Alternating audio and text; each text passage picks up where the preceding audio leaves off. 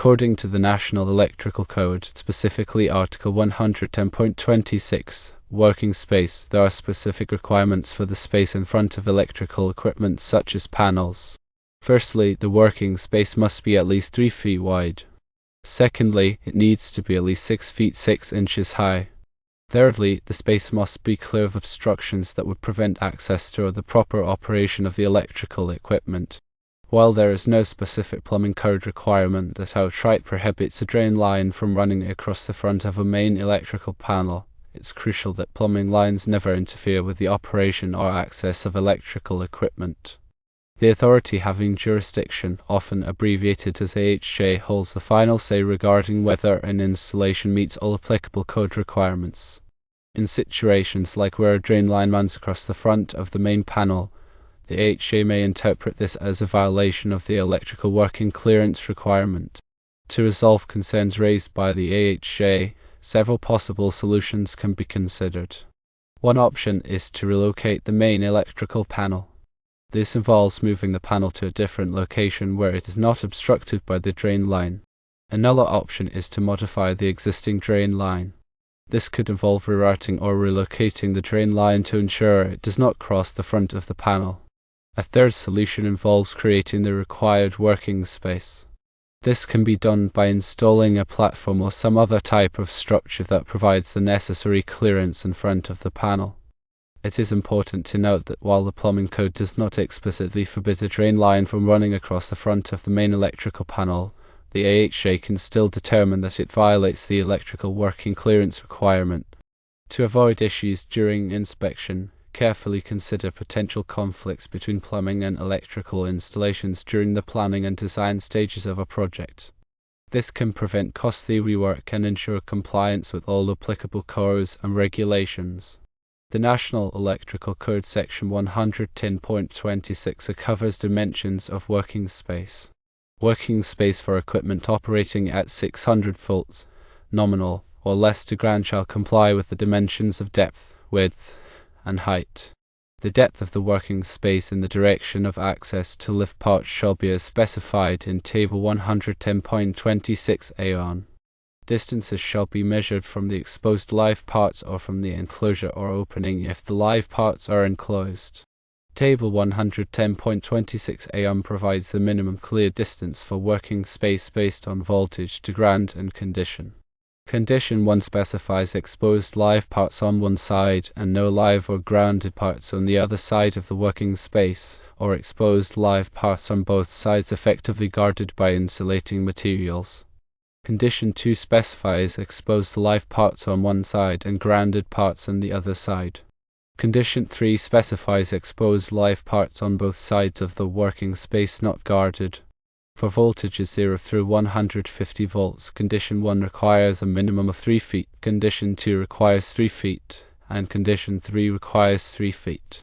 For voltages 151 through 600 volts, Condition 1 requires 3 feet, Condition 2 requires 3 feet 6 inches, and Condition 3 requires 4 feet. Exception number 1 states that working space shall not be required in the back of assemblies such as dead front switchboards or motor control centers where there are no renewable or adjustable parts such as fuses or switches on the back and where all connections are accessible from locations other than the back. Exception number 2 states that by special permission smaller working spaces shall be permitted where all of the following conditions are met. Firstly, that the equipment operates at 600 volts, nominal, or less. Secondly, that the equipment is located within a room or similar enclosure that is under the control of qualified persons only. Thirdly, that the dimensions of the working space are adequate to permit safe operation and maintenance of the equipment. 110.26 ATWO addresses width of working space. The width of the working space in front of the electrical equipment shall be the width of the equipment, or 30 inches, whichever is greater. In all cases, the working space shall permit at least a 90-degree opening of equipment, doors or hinge panels. 110.26 A3 addresses height of working space. The workspace shall be clear and extend from the grade, floor, or platform to the height specified in 110.26 A3 or 110.26 A3. 110.26 A3 addresses equipment operating at 600 volts, nominal, or less. The headroom of the working space shall be a minimum of 6 feet 6 inches high. Exception states that for equipment used only for control of equipment operating at 600 volts, nominal, or less, the headroom shall be permitted to be less than 6 feet 6 inches. 110.26 A three-tour addresses equipment operating at over 600 volts, nominal. The headroom of the working space shall be not less than the height required in 110.34e. 110.26b addresses clear spaces. Working space required by this section shall not be used for storage. When normally enclosed live parts are exposed for inspection or servicing, the working space, if in a passageway or general open space, shall be suitably guarded. 110.26c addresses entrance to and egress from working space. At least one entrance of sufficient area shall be provided to give access to the working space about electrical equipment. 110.26 cone addresses minimum dimensions. For equipment rated 1200 amps or more and over 6 feet wide that contains overcurrent devices, switching devices, or control devices, there shall be one entrance to an egress from the required working space not less than 24 inches wide and 6 feet 6 inches high at each end of the working space.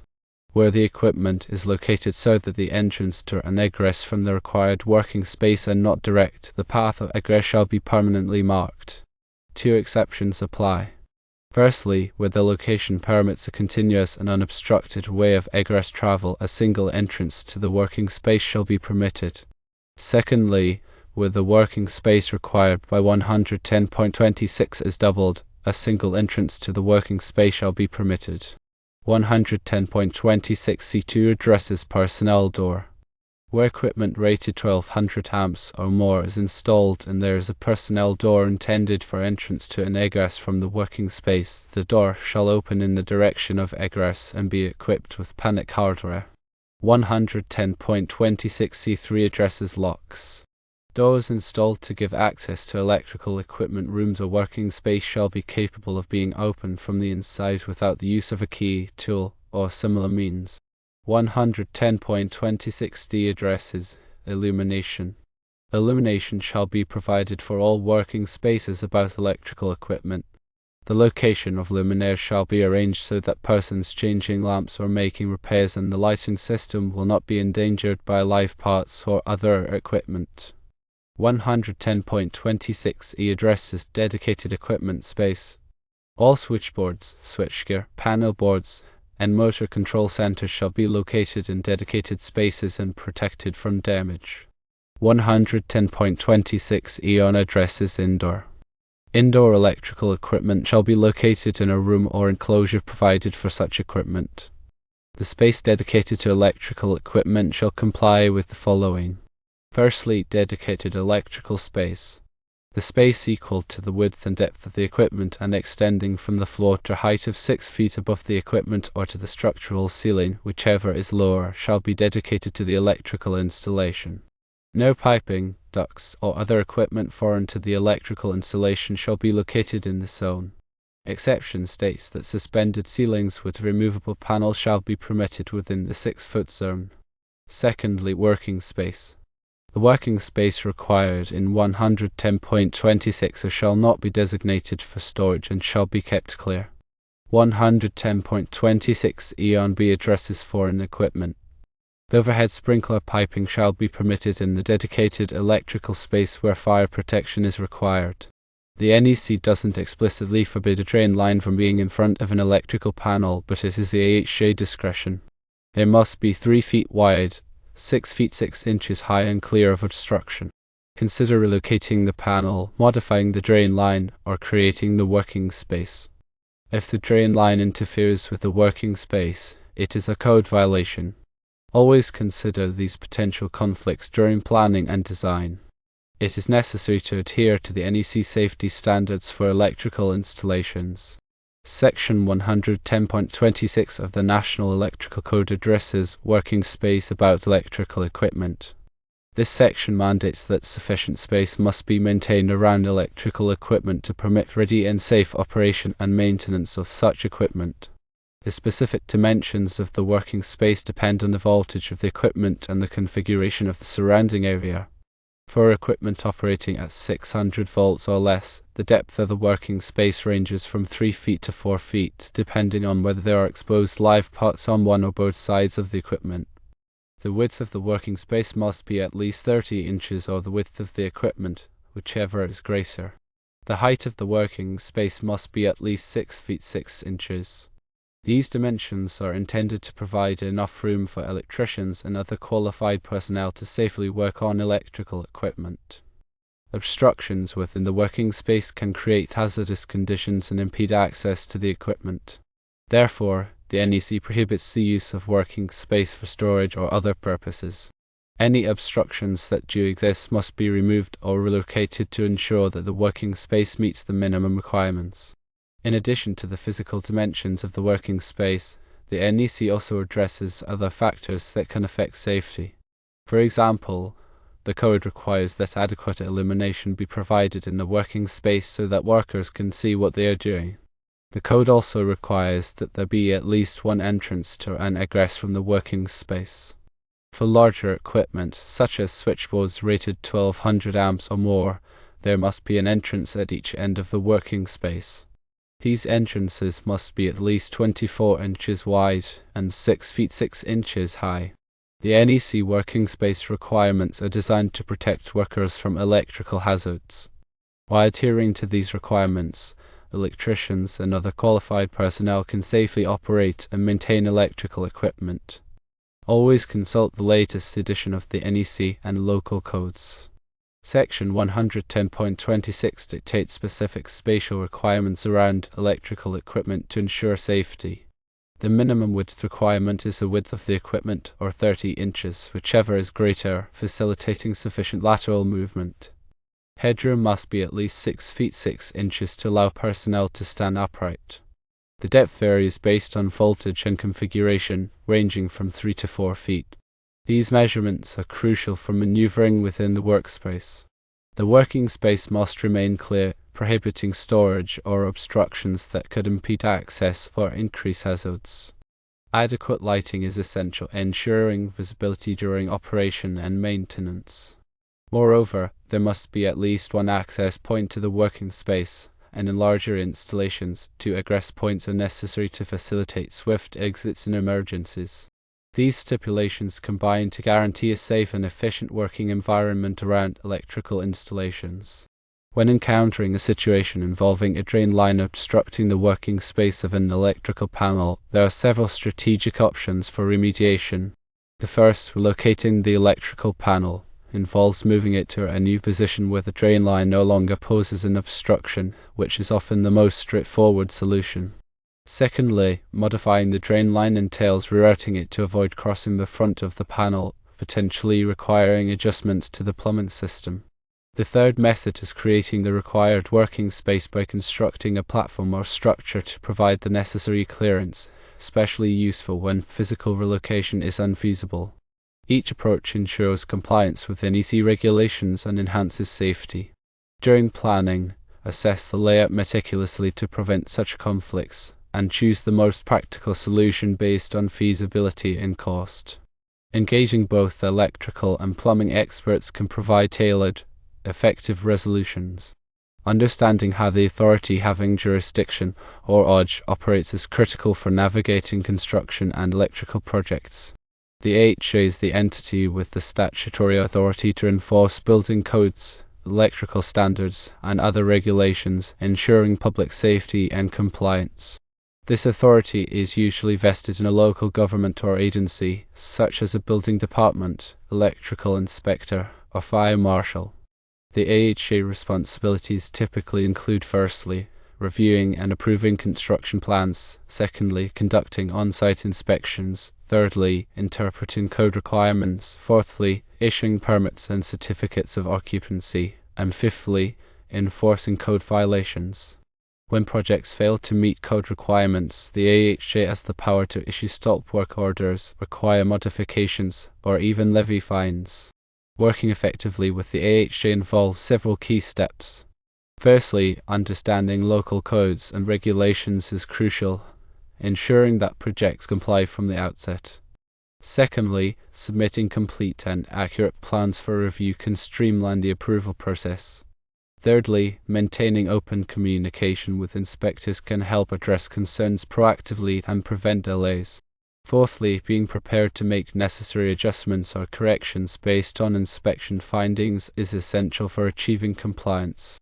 Ultimately, viewing the AHJ as a partner in ensuring safety and quality, rather than an adversary, can lead to smoother project outcomes and a safer built environment. Understanding the roles and responsibilities of the AHJ is an integral part of ensuring a project's success. The working space around electrical equipment, as dictated by the NEC, is not merely an abstract concept but a concrete safeguard designed to prevent accidents and facilitate safe operation. This space provides electricians with adequate room to perform maintenance, repairs, and inspections without undue risk. Properly maintained working space reduces the likelihood of electrical shock, arc flash, and other hazards. It also ensures that workers can quickly access and operate equipment in emergency situations. In practical terms, this means that electrical panels must be free from obstructions such as storage boxes, plumbing lines, or structural elements that could impede access. The dimensions of the working space must meet or exceed the NEC minimum requirements, and the space must be adequately illuminated to allow workers to see what they are doing. The goal is to create an environment where electrical work can be carried out safely and efficiently, protecting both the workers and the public.